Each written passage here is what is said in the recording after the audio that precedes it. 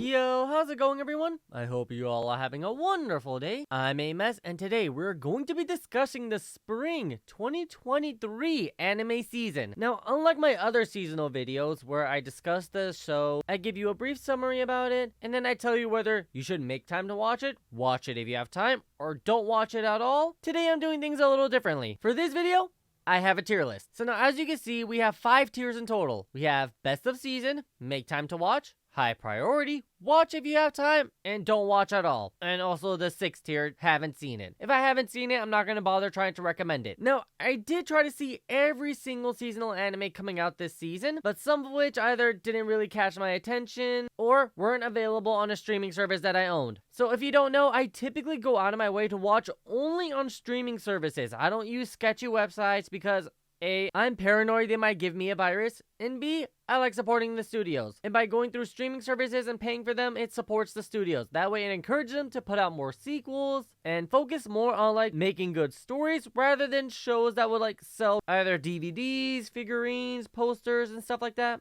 Because for those of you who don't know, studios don't make money from this series airing. They make money from DVD sales and other product merchandise. That's why I just focus on streaming services, so I can support the studios. And if these streaming services don't have the show, I'm not gonna go out of my way to watch it. Speaking of sequels, this tier list consists of only seasonal animes. No sequels or movies or specials or shorts are included. This way I can focus on the new stories being told rather than ones that we have seen before and it's just a continuation of it. Or even if it's just a simple short story, we're just focusing on the new seasonal series. Alright, and for her to start, Mashle, Magic and Muscles, which honestly was the most hyped show for me coming out this season, at least before the season started. I have been hyping up the Mashle anime for the longest time. I've been a huge fan of the manga since it first came out, and I was so excited to see that they finally made an anime adaptation of it. The story is about our boy Mashle as he grows up in a world where magic is everything. It's literally the only thing people care about. Your magic powers determines your social status.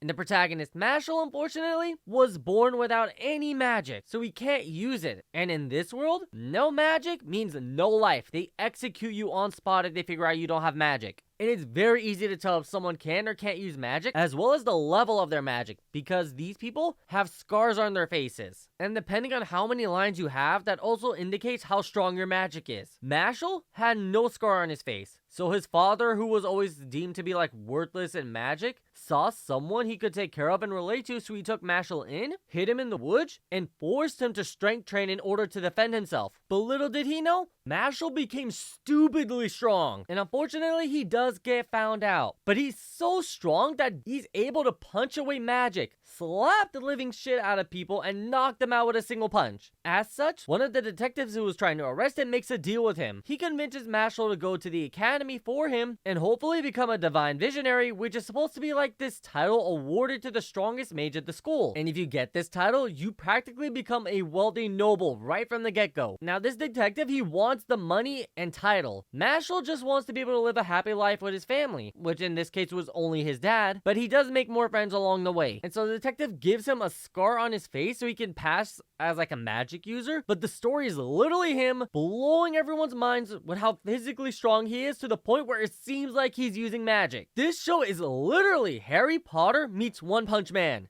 The comedic timing is perfectly done in the manga, and the anime is doing an accurate adaptation so far. And the animation is also on point. It's not holding back. They know full well that Mashle was a popular manga. They're not trying to ruin it. So for right now, I'm putting this as best of the season, but granted, some of the other shows this season will definitely push this down. But for now, I want to keep it here just because it's a little biased. I'm a little biased. That's the only reason why I'm putting it there. Next up, The Aristocrats, Otherworldly Adventure. Now, this story is about a boy who saved a couple of girls from being stabbed by a psychopath and ends up dying because of it. He reincarnates in another world, learns that he can use magic from the get-go, which normally in that world is not possible. You have to be baptized at a church and receive the god's blessing in order to use magic. However, when he got blessed, he actually met all of the gods of that world, and they all gave him their blessings. However, the gods went a little too far. Normally, the max level of a blessing you could get is level 5. It's from level 1 to level 5. And typically, you only receive the blessing of one god. He received the blessing of,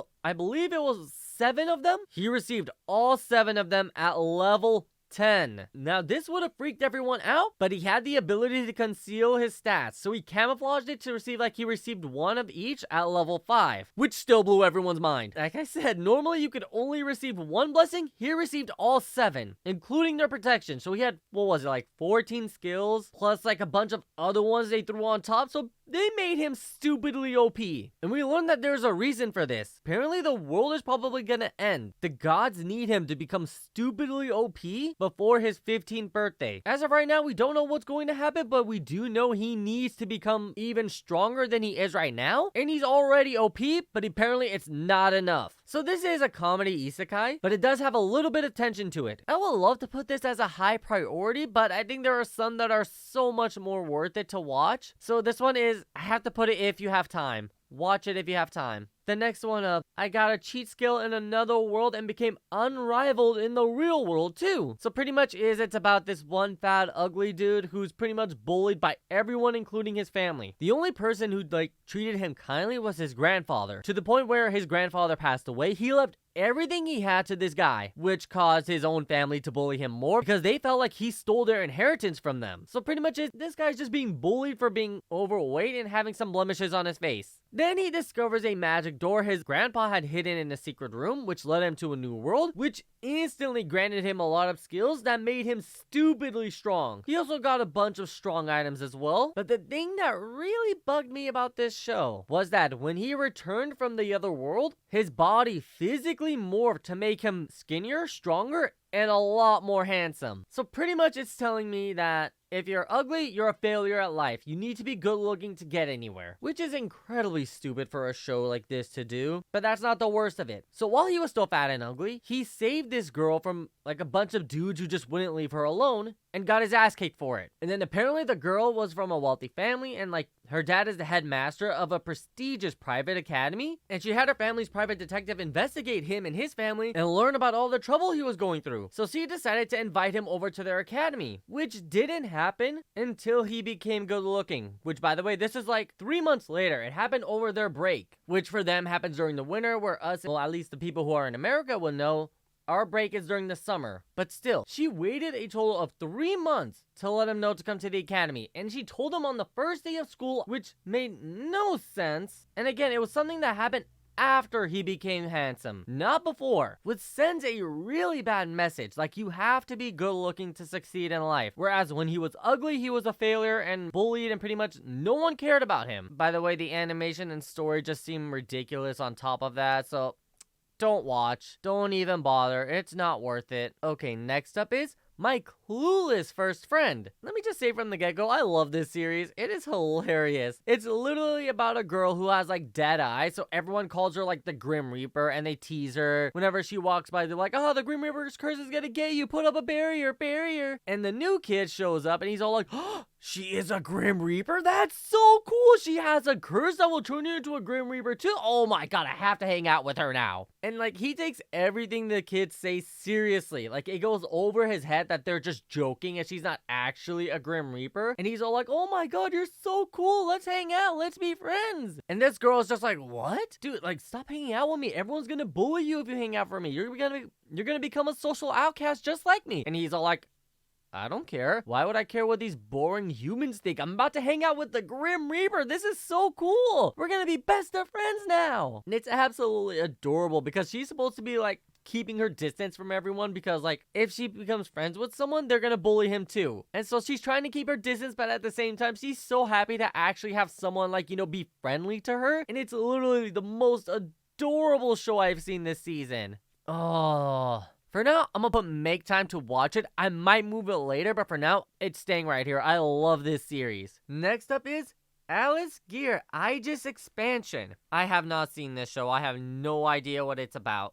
Haven't seen it. Based on the images I've seen alone, it's kind of like a cutesy sort of like mecha anime, I think. Yeah, that's about all I can give you on this show. It's just like a cutesy mecha anime. Next up, The Dangers in My Heart. Now, this one is kind of weird because it's supposed to be about a dude who has like murderous impulses. and like the girl he wants to kill is the most good-looking girl in his class, but he ends up forming like a friendly relationship with her. Like he looks after her, like they talk a bunch, they goof around, and like the whole murdering thing just seems to be like a back trait. Like he's not really like a psychopath, he's just an edgelord who thinks about it. When I first saw this series, I thought it was gonna be kind of like that Netflix show You, because I know like You is about like a stalker and he follows this girl around and he's thinking about murdering her, but he also wants to develop a relationship with her, and it's kind of like creepy and spooky, kind of like a thriller. I was thinking the same thing was gonna happen with this show, but it doesn't. It's more of like a romantic, I want to say comedy, but it's not even that funny. It is good, it's entertaining if you like romances, but it's not giving that suspense you would expect from a character who has like murderous impulses and is like deranged and thinks nothing of killing people, and he even fantasizes about it. He reads books about the human anatomy so he can figure out how to kill people more easily, but you don't get that suspense of him like, oh my god, is he actually gonna do it? Is he gonna really kill her? No, you could kind of tell he's just an edgelord who's just acting like he wants to kill people, but he's not gonna actually do it. I'll still put it as a high priority. I like it so much better than the Aristocrat anime for sure. So yeah, I'll put that up here. Next, Dead Mount Death Play. Okay, this is actually a pretty interesting show. It's a reverse isekai. So the person from the fantasy world dies and comes into our world. Now, what makes this interesting is that the one who comes into our world is the villain. So the villain is a powerful necromancer who has gained the title of Corpse God, and he is slain by the most powerful crusader who has made it his life's mission to kill him. And he succeeds, but the Corpse God activated a spell that allowed his soul to transfer to a new world. He quickly regained the ability to use necromancy, but the thing is, the body he inhibits is that of a deceased, like, I want to say an actor or like an idol, and someone called a hit on him. An assassin came after to kill him again. He possessed his corpse, but the Corpse God regains the use of his magic and turns the table on his would-be assassin. Now it feels like he's gonna incorporate himself into like the underworld of our world, I should say, and pretty much gain control of it, while the Crusader is gonna try to find a way to get to our world in order to kill him again. It does seem interesting, but the animation of the necromancer controlling these souls and the giant skeleton CGI is not that great. I really don't know where to put this. It's either going to be high priority at like the very bottom, or watch if you have time at the very top. For now, I'll put it on watch if you have time. I might move it again later. Next, Galaxy Next Door. This was potentially the most heartwarming anime this season. It's about a mangaka who's working to raise his siblings after their father passed away, and he gets this new assistant who's kind of like this rich girl, sort of.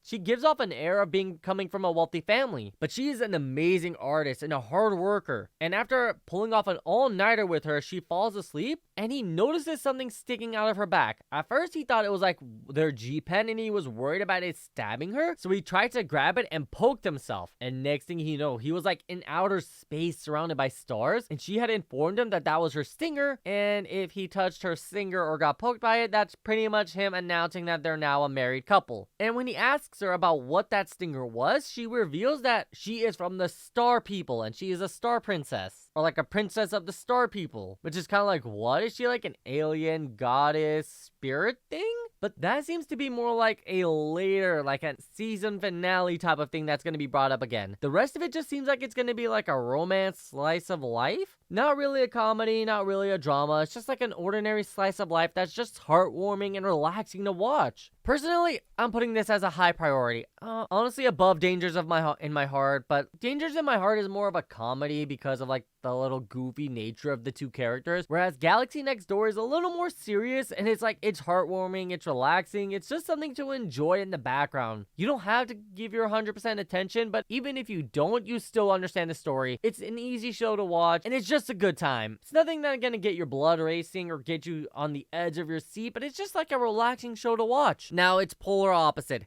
Hell's Paradise. This is a difficult show to explain. It has its own unique trait where it's a show about death row inmates going to this island, which is known as like paradise. It's supposed to be this mythical world with like magical creatures and stuff, but it's also practically hell because everything there is dangerous. Now, these death row inmates are escorted there by their executioner pretty much. And they pretty much have to work alongside the executioner to survive, but the main goal is to find the elixir of life to give to the shogunate, and whichever death row inmate finds it, they're pardoned, their crimes are forgiven, and they could go back home. And the protagonist, he was like a emotionless assassin, but he married the chief's daughter, and the chief's daughter didn't want to be emotionless. She wanted to be like a human. She didn't want to be like a tool for killing, which her father completely hates. So he branded a hot iron to her face to make her look ugly and sort of make her lose her human emotions, which did not work. And our protagonist didn't mind that she had a scar on her face. He really didn't care, but she instilled emotions into him. She made him human. He had fallen in love with her and the lifestyle that they were living together, which was an issue because that dulled his blade. He was no longer a cold-hearted assassin. He did want to leave their ninja village, but the chief wasn't gonna allow it. So the chief and the ninjas betrayed him, turning him into like the government so they could execute him, but they couldn't do it. The protagonist, what's his name? Gabimaru? I think that's his name. Gabimaru was way too strong. They couldn't chop off his head with a sword because the sword will break because his neck muscles were too strong. They couldn't light him on fire because he knew how to use ninjutsu to resist it. And the only person who was able to compete with him was this special executioner from the Yamada clan, who are known to be able to cut a person's head off with a single clean stroke. However, the executioner didn't want to kill him. She wanted to recruit him to go on this expedition. So we see an interesting relationship between the executioner and the death row inmate going to a world where it's beyond their wildest expectations. The island feels like you're in a dream and a nightmare at the same time. I don't know if this counts as a shonen. I think this actually counts as a seinen, the mature version of shonen. So it's a seinen anime filled with like action, drama, thriller, even some horror with like some of the monsters on that island. Ugh.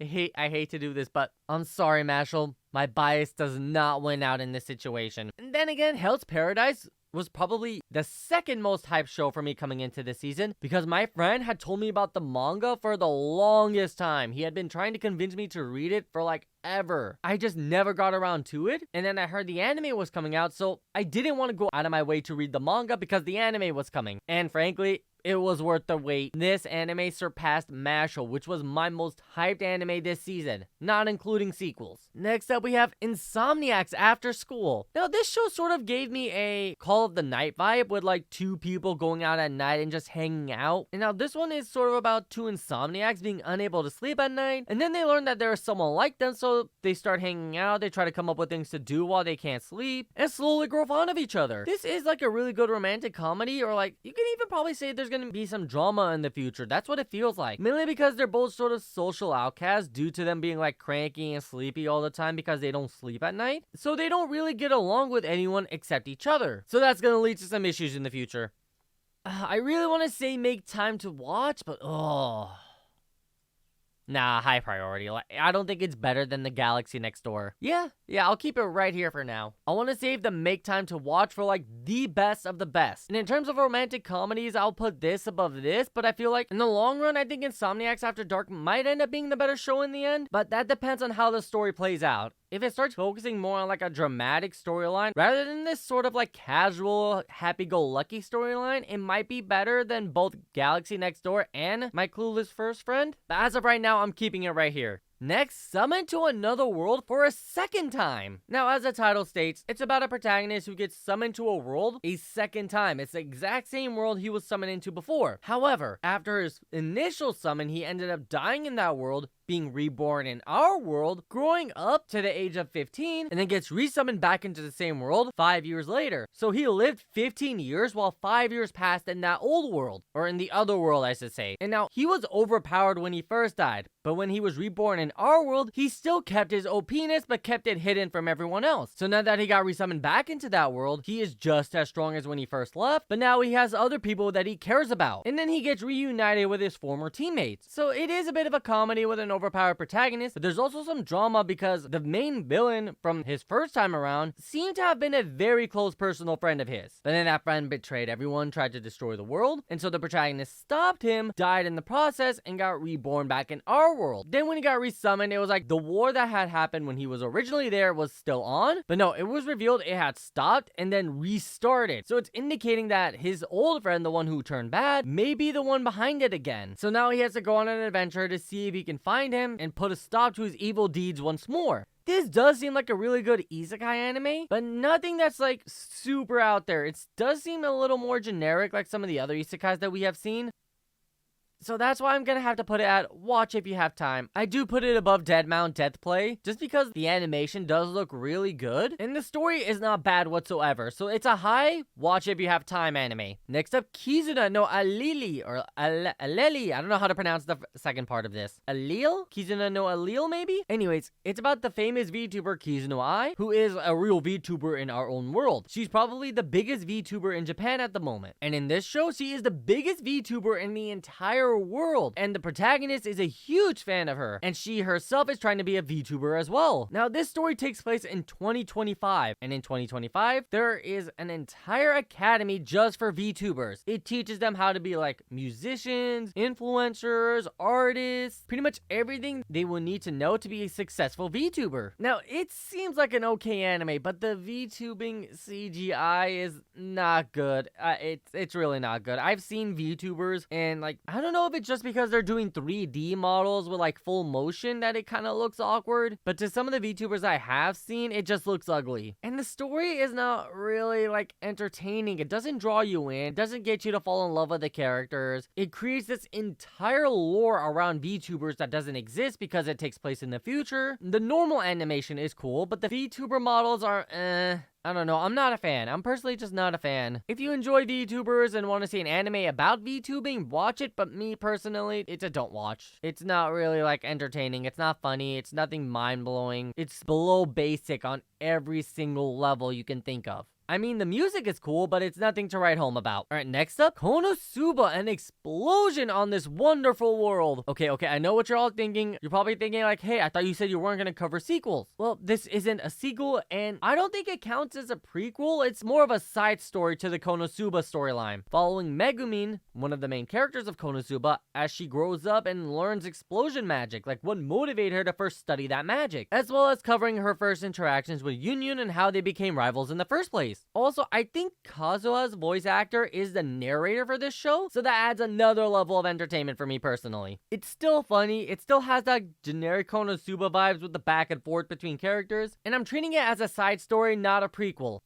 Personally, I have to put this as a make time, right below Mashle. Maybe later on this season, it might surpass Mashle, but again, Mashle is Harry Potter meets One Punch Man. How could I not keep it as a high priority? As like top of the make time to watch. Alright, now Magic Destroyer. This is a very weird anime, which is not a bad thing. It's literally Shin Mote, but with like otaku culture. For those of you who don't know, Shin Mote is, I don't want to live in a world where dirty jokes are illegal. I may have botched that name, but that's pretty much what the story is about. It's about sexual terrorists who try to get rid of this like anti-sexual law where it's literally anything perverted or sexual is illegal. So in other words, porn is illegal. Masturbation is illegal. The only way you can have sex is between married couples and they attempt to have children. So having sex for pleasure is illegal. That's what Shin Mote is about. Magical Destroyers is the same thing, but with otaku culture. There's like this entire government agency which is proclaiming to protect otaku culture by sending them away to this location that's isolated from everywhere else. But what they're really doing is just locking them in cages, destroying like figurines, animes, mangas, video games. They're erasing it off the map. And then a rebellion occurs with like these magical girls and this otaku hero. And they're pretty much fighting this massive war against this government agency, which is trying to get rid of the culture they love so much. And it does have supernatural aspect with the magical girls being like actual magical girls and not just girls who like are pretending to be magical girls, which is very weird because it's not really properly explained like where they came from or if they've just been around this entire time. It's still funny, it's still fun to watch. It's just not like a top tier. It's not top tier. Yeah, I'm putting it at the top of watch if you have time. It's not like Shin Mote. Shin Mote would be, if it was here, it's a make time to watch. Shin Mote was incredibly sexual but incredibly funny at the same time. This one is like the moments are either sexual or funny. It's not both of them at the same time, which Shin Mote did really well. Maybe in the future it might have some really funny moments that just blow you away or cause you to die of laughter, but as of right now, the first few episodes are watch if you have time. Since we're on the topic of sexual content, it's Cafe Terrace and its 5 goddesses. This is the most sexual show this season. It has the most fan service out of all the shows I had seen, even more so than Magical Destroyer. It's a nice heartwarming show about a guy inheriting his grandmother's cafe. He wants to sell it, then learns that there are 5 women living there and pretty much working there. They had been living with his grandma for the past year or a few years now. I don't remember which it was. And they developed a very close relationship with her. And they're mad at the dude for trying to sell the cafe that they work in and pretty much lived with his grandmother, especially since he wasn't around. We do get some development and learn that the reason he wasn't around is because he had a fight with his grandma about like how they should be earning money. The dude wanted to make as much money as he can and live a life of comfort, while the grandma was like, I don't really want a lot of money, just a little bit is enough for me, despite her needing to borrow money to run the cafe. This was something that the dude didn't really like. He didn't like watching his mom like apologize for missing her payments, being desperate for money. So he wanted to go to Tokyo University in order to become insanely wealthy so he could support her. This sort of led them to have a fight and pretty much for him to leave on bad terms. And then he recently learned that she had passed away. And since he didn't really want to keep this cafe open, he decided to like tear it down and build a parking lot. But then he met these 5 girls, had a bit of an up and down relationship at first, but then decided to tell you guys what, I hold too much sentimental value here with my grandma and I really do care about her. I'm not just destroying this because I didn't care about her. So he decided, okay, I'll run the cafe. I'll try to make sure we all make a decent wager and we keep this place open. But if I'm unable to do anything, no matter how hard we work, if we're not able to turn a profit, I'm tearing it down. So it is a nice heartwarming anime, but its main selling point are the women. And it's incredibly sexualized. Like I said, the most fan service show this season.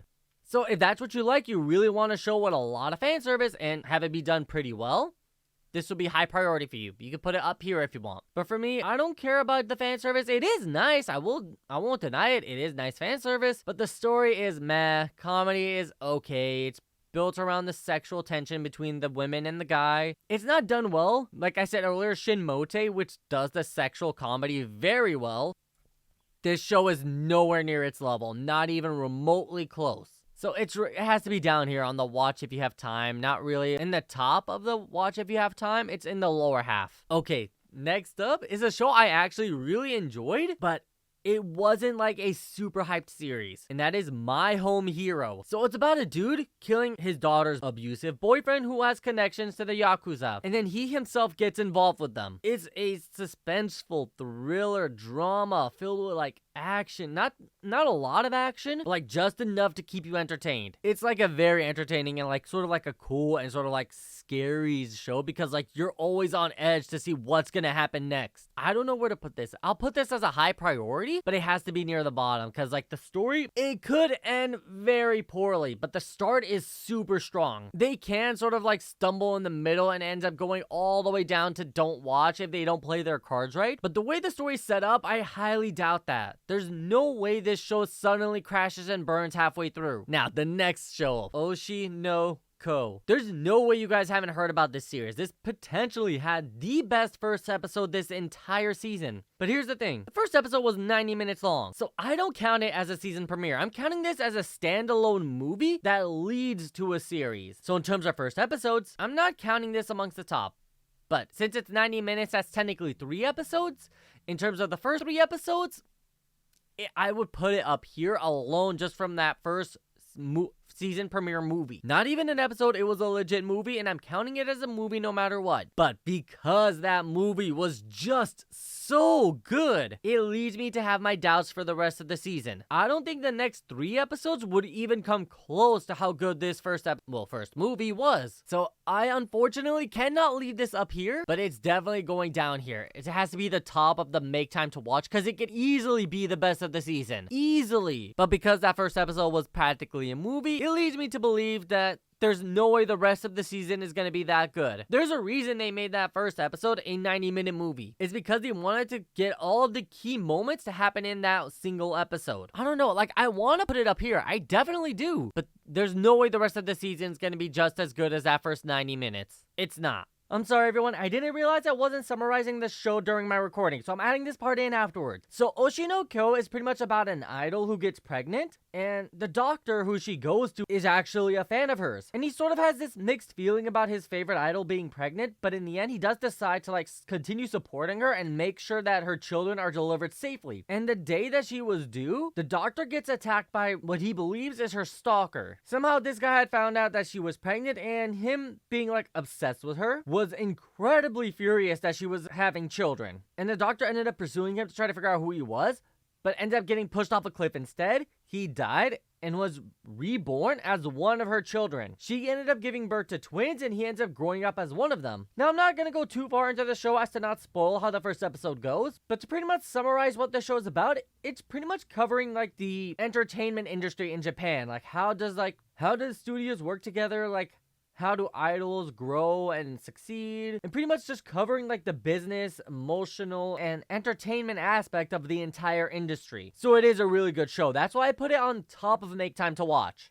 It's just I have my doubts about it keeping the level of quality that the first movie had. It's still pretty good so far, but it could suddenly turn and just go really bad at the end. That's why I'm keeping Hell's Paradise at the best, because I feel like it will be more consistent with how good it is throughout the whole season. It's gonna keep that level of quality from beginning to end, while Oshinoko could fall off at some point. Next up, okay, my one-hit kill sister. You guys could probably guess from the title. It's about a dude getting isekai'd with his sister, and his sister is OP. It's very similar to that one with the dude being isekai'd with his mom, and his mom is stupidly overpowered. Exact same concept, even with the weird sexual tension between family members. It's all there. However, this show has one major flaw. The animation is garbage. Like, literally, the outlines are all jagged and ugly looking. I hate it. Story is hilarious. Absolutely hilarious.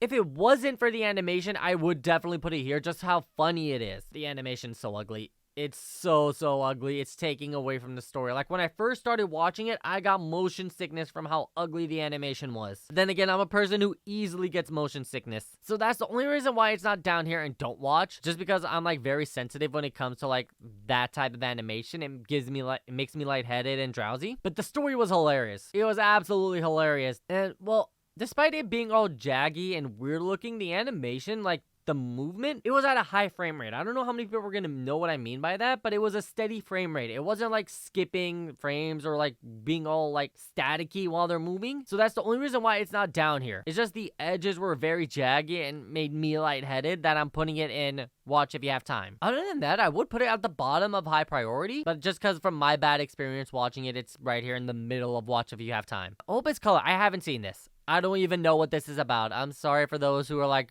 huge fanboys or fangirls of this show. I haven't seen it. I don't know what it's about. I'm honestly probably not gonna watch it. I'm sorry. Now, Otaku Elf. It's about an elf being summoned into our world, and she's treated as a goddess. And then her and her shrine maiden have this very weird relationship where they're close, but they're also like, the maiden is trying to be professional and get her elf goddess thing to do her job, but the elf goddess just wants to stay in her room all day watching anime and playing video games. It's a funny dynamic, but the story is meh. I don't know. I have to put it at the bottom of watch if you have time, which is kind of disappointing. I enjoyed the first few episodes, but compared to the rest of these, it's at the bottom. I can't in good conscience put it any higher than this. Next, this is a show that I struggled to find at first and was like very disappointed because just reading the info about it, the description, made me want to go out of my way to watch this. Luckily, Crunchyroll got it at the last minute, and it is Why Raeliana Ended Up in the Duke's Mansion. So it's one of those shows where a person gets isekai'd into a world they are familiar with, but as we typically see, they get isekai'd into a video game world where they know what the story is. This one, she was isekai'd into a novel, which you would think would play like a bigger role because she can't see the characters' faces, so she probably wouldn't know which character is which until like she had spent some time with them. But that doesn't happen. She recognizes them right away, so that is a little bit disappointing. But the story still seems really good because her character dies at the very beginning of the novel. She knows who kills her and how he kills her. So she's doing everything she can to avoid this death, but the person who does kill her is her fiance. And the reason he does is in order to steal her family's business. He wants to marry her, murder her, and take the company for himself. Then we learn that he's not doing this of his own free will. This wasn't his idea. He's being forced to do this by a third party. We don't know why they're doing this, but that will slowly be revealed throughout the show. And so Raeliana, the main character, is trying to dissolve their engagement, but the dude absolutely refuses. No matter what she does, he's not letting her leave. So what she decides to do is to team up with a duke who is the younger brother of the current king. He holds a lot of influence, so she can get close to him and use his influence to protect her. And here's the thing. She does have some information that could possibly hurt him. There is an initiative that was supposed to be enacted by the crown in order to take power away from the nobility. However, the royal seal disappeared. Raeliana, who had read the book, knows where the royal seal is, and it's implied that the duke also knows where it is. Like, he stole the seal and used the fact that the king could no longer implement this anti-nobility law in his own favor and gathered like the conservatives who want to like retain their power to gather under him. So that boosted his influence tremendously. Raeliana possibly knows this and is using that in order to get him to help her out with her engagement. So she's pretty much making the duke act like they're having an affair together and they're practically in love with each other. So Raeliana's fiance can't really touch her, more or less him. Especially since the duke is far higher in terms of like the nobility status. So unlike the typical isekai into a video game genre where it's more comedic, this one is more of a drama and it has a lot more suspense and thriller to it. So this is a high priority for sure. I have to put out the... Ooh, no. Make time to watch. This is definitely a make time to watch anime. Yeah, way more than Clueless First Friend. This is definitely a make time to watch this. Okay, so here's what I'll do. The make time to watch, I'm limiting it to 5 shows. So these 2 may end up being thrown down for some other 2. Alright, next, what do we have? Oh, Rokuru's Bad Girl. Okay. When I first saw this, the animation was kind of a turnoff.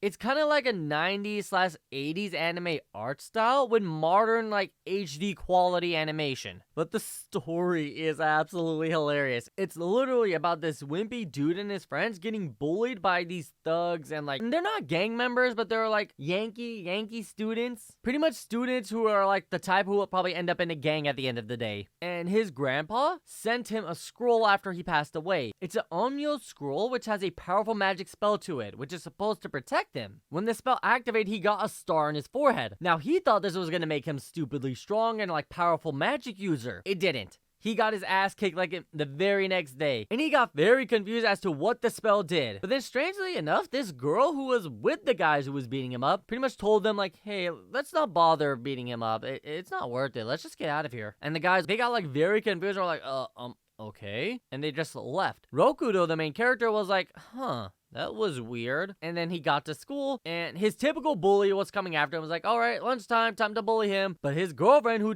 would typically just laugh it off and make fun of Rokudo, was like, hey guys, leave Rokudo alone. Instead, let's bully his friends. Yeah, just stop bothering Rokudo, okay? Which caused them all to be hella confused. Like, what? Why is she defending him? And out of nowhere, she ended up following him into the guy's bathroom where he typically would hide and avoid the bullies. She followed him in there and pretty much knocked on the door. And she's like, hey, Rokudo, I am so sorry for always being so mean to you. Please don't be mad at me. And they sort of put 2 and 2 together and were like, wait, did that Onmyo spell make girls suddenly be nice to him? Which it did.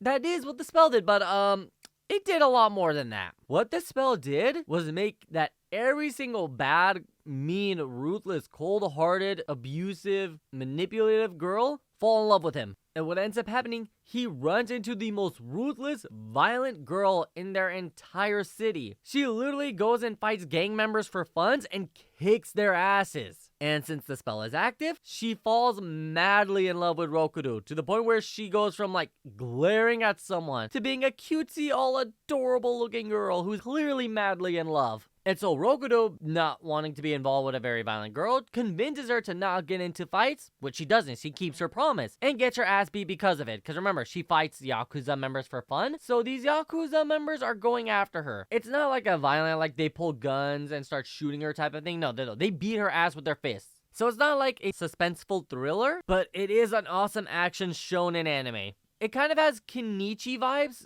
Kenichi the Strongest Disciple, where we get a weak, nerdy dude meets a strong, tough chick, and then he himself tries to become strong and tough. To the point where he confronts his bully and wants to fight them in order to defend her. It does come off as incredibly hilarious. Like, this is what I mean. Where do I put this? This is definitely a high priority. Oof.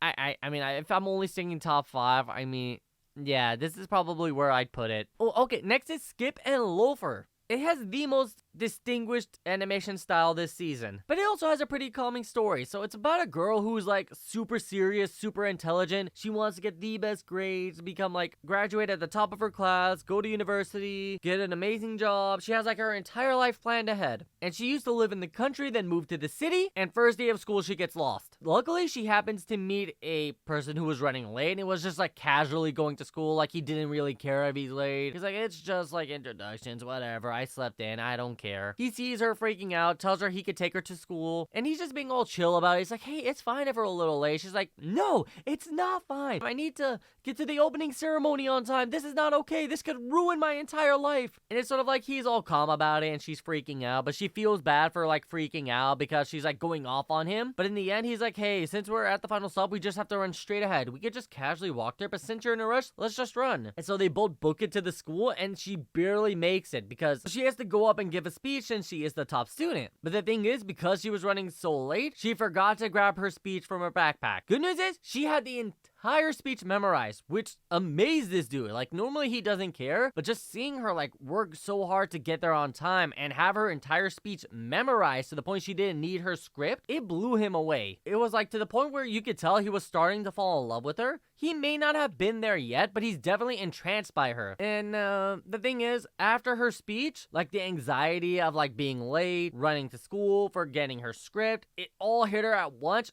And she was trying to run out of the gymnasium to throw up and ends up throwing up on her homeroom teacher. So she had a horrible first day, but she made friends with the most popular guy in school. But since she's from the country and doesn't know like much about city guys, she thought like, oh, all city guys must be this good looking because he was the first one she met and the first one to be nice to her. But that wasn't the case at all. He is an exception. He is like the most popular guy in school and she was the first person he asked to be friends with her and like exchange numbers. And that instantly made her from being like, oh, the puker. No one cares about her. Like no one's like going out of the way to be friends with her. To her being like, huh, she got the cute guy's number. Let me go talk to her. So it is sort of setting up like she's gonna have fake friends and him being like her real friend and her being from the country may not be able to distinguish between the two just yet, but there's definitely going to be some drama and comedy coming along with this. And I just get a feeling that the way the show is going to end on a very high note. Like a lot of drama is just going to get poured out in that small frame of like 2 episodes. I'll put this as a high priority, but yeah, like right around here. More than Insomniac, but less than Galaxy Next Door. And next, so this one's a hard name for me to pronounce. It's a Tengoku Daimakyo. So it's about a guy and a girl looking for heaven in a post-apocalyptic Tokyo. And the thing is, you would think like, oh, they're just searching blindly. But no, there is some sort of like clues that lead them to there. And we, the viewers, do end up seeing the place they're trying to get to. Because it's sort of like an isolated dome with an academy and a garden inside. So it's pretty much the closest thing to heaven that you would find in a post-apocalyptic world. So we're definitely gonna have like suspense, thriller, action, and some drama all wrapped up into this series. Only unfortunate thing about this, it's on Disney. So you could probably watch it Disney, Stars, or Hulu depending on where you live. Or if you have a VPN and you just so happen to have Disney Plus, or even Stars, you could probably switch it to England and then watch it there. Because that's pretty much what I'm doing. I have Disney Plus, so I'm going to England on my VPN and just watching it on Disney. And I did the same thing with Tokyo Revengers too. Okay, anyways, it looks to be a super awesome show. It's definitely gonna be, it has to be a high priority. But, now where do I... Yeah, I have to put this above Rokuru's Batgirl. Rokuru's Batgirl is going to be the top of high priority, but this one's definitely make time to watch anime. It looks absolutely amazing. The animation is unbelievable. The story is high tension. There's no way this could be any lower than make time to watch. Now, is it better than Raeliana? This might be a biased decision, but I'm putting it below Raeliana. Raeliana at the Duke's Mansion seems to be a little more like suspenseful, while Tengoku might be more of a action type of show. Action, thriller, not that much suspense. I feel this one's gonna have me at the edge of my seat more with all of the mystery going behind it, while this one is just gonna be like a really fun and entertaining story. Oh, I love this show too, Q Crisis. When I first saw this, I thought it was just gonna be like a simple joke. I'm not really gonna care. But no, it's like an adorable show. It's literally about an alien who's coming to research Earth. Her deeming like, oh, the life form on this planet is worthless. They're destroying their own planet and they don't care. Just send our toxic cloud and wipe all life on Earth. And some of the other people are like, no, we have a job to do. We have to go to the planet. We have to research everything. We need to study their cuisines, their life forms, and all of that. So when the researcher goes down to Earth, she goes to a cafe, not knowing it was a cat cafe. And when she first goes in, she freaks out over these cats. She's like, what are these adorable creatures? I have spent my entire life researching the most adorable animals in the entire universe. How does this one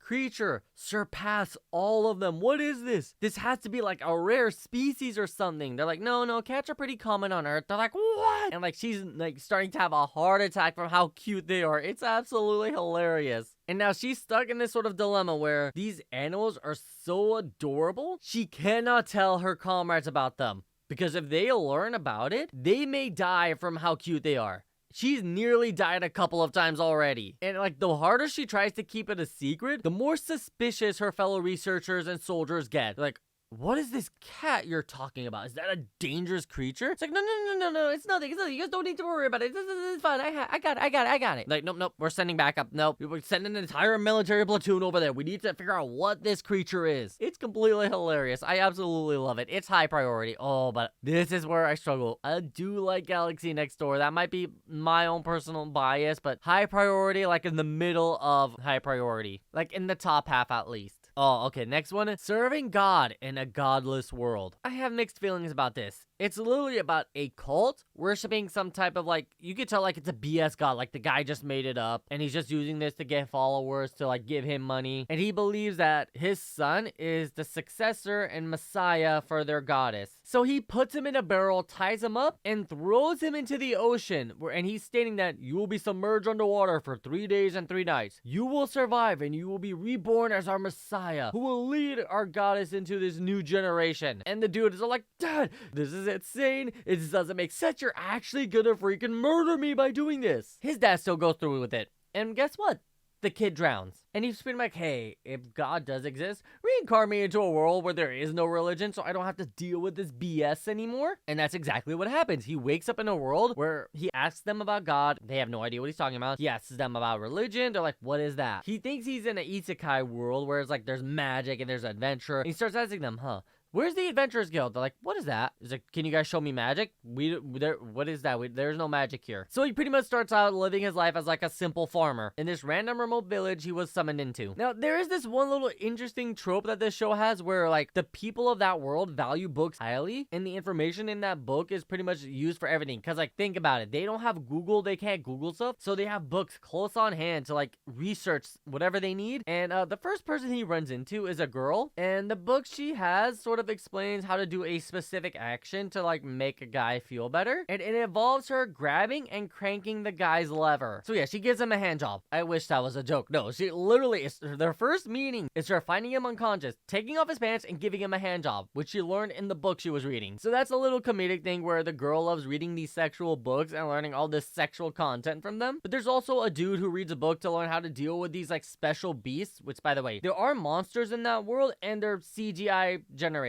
which looks completely ugly. I absolutely hate the CGI animation for the monsters. But anyway, so a dude has a book about the monsters telling you how to best flee from them, and they use that to get away. But then we learn something. The village he was summoned into is a special one. It's a village comprised of people who are afraid of death. Normally in this world, people believe death is inevitable and should be accepted when you're called upon to kill yourself. It's a common practice for the emperor to list names of people, and then those people will kill themselves. The people in the village he was summoned into are afraid of death. They're not willing to kill themselves. As such, when their name is called upon, they send soldiers to grab them, take them to the capital, and hang them, which does end up happening. Now, our protagonist tries to save his friends, but fails miserably and gets sliced by one of the soldiers. Because remember, he's still just an ordinary human. He doesn't have any special magic or like a cheat skill to survive in this world. However, as he's dying, he prays to the god that his dad followed, the cult that he created, and he pretty much asks the goddess, like, hey, if you're real, save these people. They don't deserve to die. And then the goddess shows up and saves him. She sees that he was killed, and she decides to kill all of the guards who attacked him. She heals him and his friends who were attacked, and pretty much she's like, I am the goddess whom you worship. I'm always with you, and I'm always here for you, and I will be with you forevermore. So the goddess his dad worshipped turned out to be real, and he did actually become our messiah in a world where there is no gods. So it pretty much feels like he's gonna become a prophet and try to spread her word against his will. He himself doesn't care about religion. The religion that his dad created, that little cult, ruined his life. So he doesn't want to help her out, but since she is protecting him, and it does seem like the empire wants to kill him and all of his friends, he doesn't really have a choice. He needs her help in order to survive. Like I said, the story is,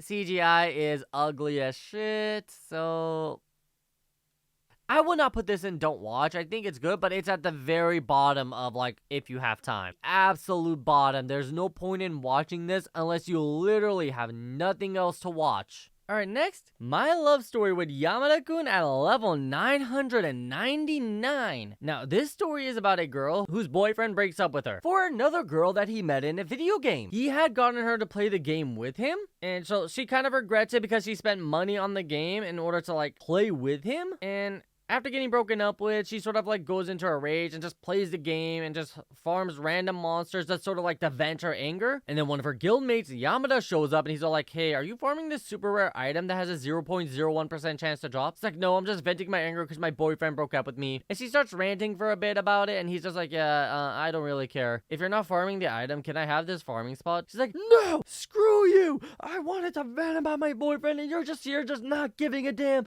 I'm opening up to you and you don't care. You just want to farm. I'm not giving up this spot. I'm gonna stay here and vent my anger completely out, okay? He's like, okay. And then he leaves. But she kind of feels bad because he's like, oh, I kind of went off on it. But it's kind of rude of him just to, like, not care about what I have to say. And then she receives a notification saying there's, like, this little IRL event going on and, like, that's close to where she lives. And if she goes there, she could get a promo item. And she decides, like, huh, my ex might be there. I'm gonna get all dressed up. I'm gonna make myself look pretty. And I'm gonna make him regret breaking up with me. She spends a lot of money on clothes and makeup. And at the end of the day, she sees him. She tries to like, oh, hey, and he just doesn't care about her. Instead, he focuses on Yamada, who was also there. Now, our main girl did figure out it was him because of just the way he talks, and he's like sort of slow to respond, his sort of like carefree attitude, and how he's like willing to admit he doesn't care about the other person's troubles. So she was instantly able to figure out it was him. And her ex also recognized him because he is a famous pro gamer. Now, he mainly plays his first-person shooters, FPSs, but he plays the MMO that she also plays, just like in his free time, just for fun. And so since her ex is a big fan of him, she decides to lie. It's like, oh, he's my boyfriend. We're dating. We came here on a date. And Yamada's all like, no, we're not. So she had to bribe him with the special promo code that she got for showing up, which is the rare 0.01% item that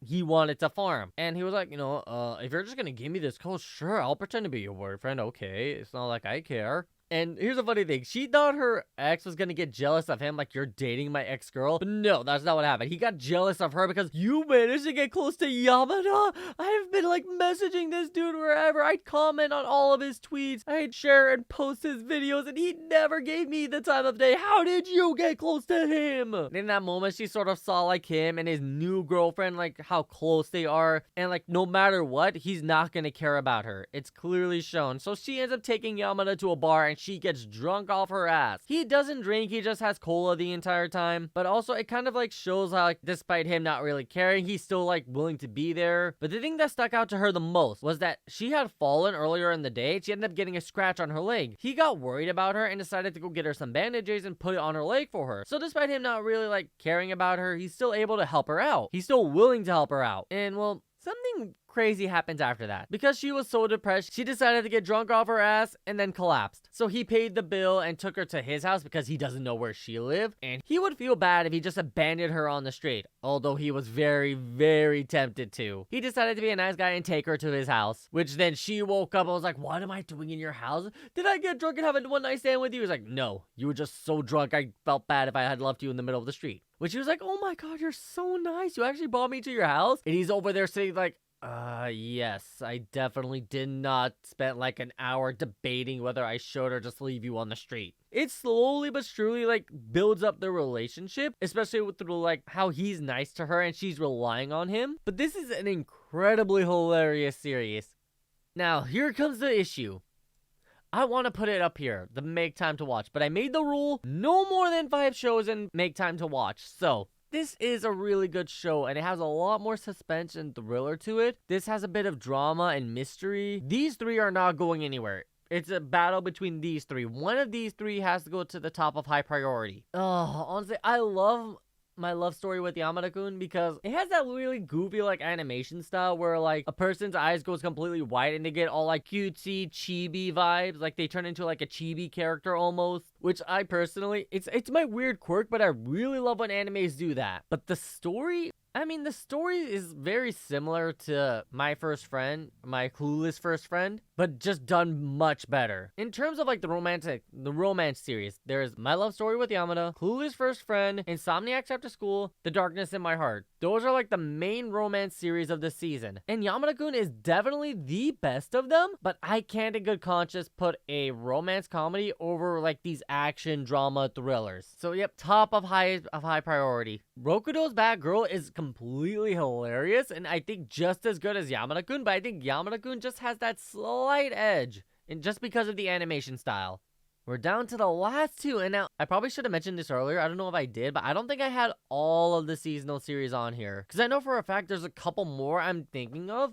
I did not see them, but there should have been a couple more that could have gone down here and haven't seen. But you know what? It's fine. So next is Yuri Is My Job. It's about a girl who injures the manager of this sort of like, it's a themed cafe where they are academy students. And the waitresses play out a story like it's in a shoujo manga. But the thing is, it's Yuri, and I don't know if Yuri stuff counts as shoujo, does it? I'm assuming it does. So it's kind of like they have like romantic situations where there's like a little bit of flirting, but the girl who's like was forced to help out because she injured the manager, she's kind of like a cutesy girl who kind of like acts cuter than she actually is, just because she believes that as long as people think she's cute and nice, she can get ahead in life and marry into wealth. That's pretty much her entire storyline. She wants to marry a wealthy husband so she can live the easy life. But now she's forcing to help out in this cafe, and she kind of screws up because the cafe, the academy that they're portraying, has lore to it. And she doesn't understand the lore. So for example, she had a fellow waitress who was kind of like a mature, beautiful woman. And since she's like a cutesy little shoujo girl, she decided to like give her the nickname One-sama, which is like big sister. Here's the issue though. In the lore of the academy, if two girls act like sisters, it means they swore an oath of sisterhood. Which is kind of like, hey, in terms of Yuri shoujo storylines, they're now a couple, which the other girl was not a fan of, especially because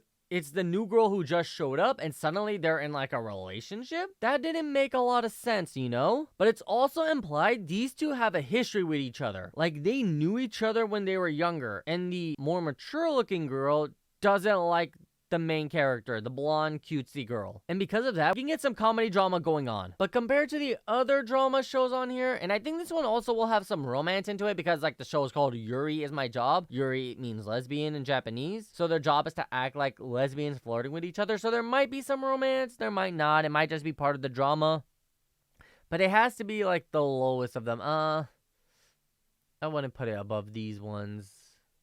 Maybe above this one. Yeah, I think right here. Like in the top half of Watch If You Have Time. I think that's a perfect place for Yuri Is My Job. The animation is good. Comedy is meh. It's not really that funny. Story is also meh. But if you like shoujo, Yuri, romance type of stuff, then yeah, you might enjoy this. But it's not like the best story out there. There are better romances, hands down. And a lot more better storylines. These three definitely have better storylines in it. Now, last but certainly not least, the legendary hero is dead. It's about pretty much a piece of shit dude who's kind of like, he's a perv pretty much. He's also a bit of a slacker, not really like a hardworking type of guy, who has a major thigh fetish. To the point where if he pulls a turnip that looks really thick, he puts stockings on it because it looks like a girl's thighs. And he also has a childhood friend who is, let's just say the word friend is used very loosely. She does not give a crap about him. She actually kind of hates him because of like his dirty nature. And also he's not really like the nicest guy out there. And we see this firsthand when a monster attacks and the monster goes straight for her. Now, this dude had built a pitfall trap in order to catch anything that sneaks into his like village and tries to steal his crops. So he decides like, okay, how am I gonna save her life now? I know what I'm gonna do. I'm gonna grill some pork, blow the smell towards the monster, and when the monster smells the pork, it's gonna come and eat it and then fall into my pit trap. This is a brilliant idea, which doesn't work. The monster completely ignores the smell of pork. He's like, ugh, I hate pork. I enjoy eating humans. And his friend is just staring at him like, why in the hell are you grilling me when this monster is about to kill me? Fortunately, the hero shows up and kills the monster in one hit. Now, apparently the girl and the hero had met previously. He had saved her life and he had remembered her. So she's pretty much head over heels for him. And when he showed up to the village, he was kind of hungry and he smelled the pork that was being cooked. And he's like, oh, I haven't eaten in weeks. I am starving. He walks towards it, then falls into the pit trap that the main protagonist built, dying instantly. This legendary hero who has sealed away the demons in the past and was on his way to go reseal them up because the seal had weakened over time and they escaped, is now dead. The entire village wanted to arrest the protagonist for killing the hero, but he tells them like, hey guys, do you guys really think anyone would believe that the hero died so easily? No, they're gonna blame it on the entire village. And they're like, oh, he's kind of right. It wouldn't make sense for the hero to die this way. Oh my god, we'll be screwed if people find out. So they all collectively decided to hide his body and just act like he never showed up. But there was this little girl who did notice them. And it turns out this little girl is a necromancer who was traveling with the hero. And because she's a necromancer, which is forbidden magic, she doesn't go into villages with him or cities because people will turn against him and her. So after noticing that the hero was dead, she used her necromancy in order to pass his soul into the corpse of the hero. So now this piece of shit is in the hero's body, which leads to a lot of problems. Now he has to go and try to stop the demon army that's escaping the seal, reseal them up, and save the world, but he has no skills. Normally, if the hero was supposed to die, the necromancer promised to put someone else's soul into his body and use it in order to save the world. But the thing is, that person would need a lot of mana to keep the body from rotting and use the sacred sword that the hero wields. Yeah, and our protagonist has no mana whatsoever. So the hero's body is rotting. He can't use the hero's sword at all. And pretty much he's pretending to be the hero, even though he technically is, but he also isn't. I don't know if that makes sense. People are like questioning if he is the real hero, because he technically is, but he's not the hero that they all know and love, which gets him into a lot of trouble, because people think he's just another impersonator. But either way, he has to figure things out and save the world despite not being physically capable of it. So this is a funny fantasy show. It's not an isekai at all, which I honestly was surprised. When I first saw it, I thought they were going to incorporate some type of BS isekai storyline to it, which thankfully they didn't, because frankly, this works a lot better when it's not an isekai. But we have a pervy main character, some goofy fan service moments, a funny storyline. The action could be up and down, but I feel like the comedy is the main aspect here. They're just doing this because it's funny. We're not going to get a lot of awesome action scenes. If we do, it's going to be over pretty quickly. I feel like this one is going to be at the bottom of high priority. It is incredibly funny. The story is unique. The animation is really well made. And frankly, I do think anyone who watches this is going to have a good time. But this isn't like a show you want to go out of your way to watch. But it's also not one you simply would watch if you have nothing else to watch. If you can, watch it. Definitely watch it. But it's going to be the bottom of it. It's not like the greatest, but it's also not meh. If it was meh, I'll put it at watch if you have time. It's good. It's definitely good. It does deserve a viewing at least. At least the first episode. The very least, watch the first episode and see if you vibe with it. Because some people may be like, oh, this is not for me. And they might put it at the bottom of like, watch if you have time, or don't watch at all. Me personally, I liked it. I thought it was funny. I thought it was worth the watch. And yeah, so there we have it. This is gonna be my tier list. To be honest, I'm kind of surprised where I put some of these shows. Like, I thought for sure Yamada-kun was gonna be in the make time to watch. But like, while doing this tier, I decided, you know what? Let's keep it at 5. If it's a make time to watch series, I don't want to like overcrowd it with shows I personally like. I just wanted to have like the top tier of this season on here. So I had to keep it limited. And the best of the season,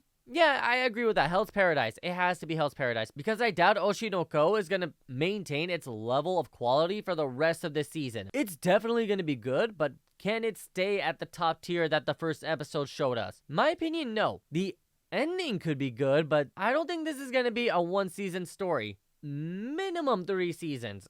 At least 3 seasons. They could probably do it in 2, but I feel if they do it in 2, they're just gonna rush through the storyline. That's why I'm gonna say this is gonna be a 3-season anime. This for sure will have more than 3 seasons. It could go up to 5, but that first season is gonna be satisfying at the end of the day. Oshi no Ko? Maybe not. Hell's Paradise for sure. I'm gonna enjoy this entire season. No question about that. Oshi no Ko, I feel like they put their best foot first. They put the best part of the story in that very first hour-and-a-half long movie. Mashle, I know for sure it's gonna be quality. It's gonna be quality content. Konosuba, you can never go wrong with a Konosuba anime. Reliana? It has like a special something to me. To me, there's something special about this anime that you don't typically see in other ones. It's a drama where the protagonist knows what is going to happen to them. She knows the future and she's doing everything she can to change it. And it's done in a serious tone. Typically, this is done comedically. This storyline is done as like a joke. There is no seriousness to it. And then Tengoku, Daimakyo? I think I'm pronouncing that right. Again, it's a special anime. It's a post-apocalyptic series with like some supernatural aspects to it. These are definitely like the top 6 shows this season. And with that, I hope you guys enjoyed. Thank you so much for watching. I truly appreciate it. I look forward to seeing you in the next one, and remember to keep having fun.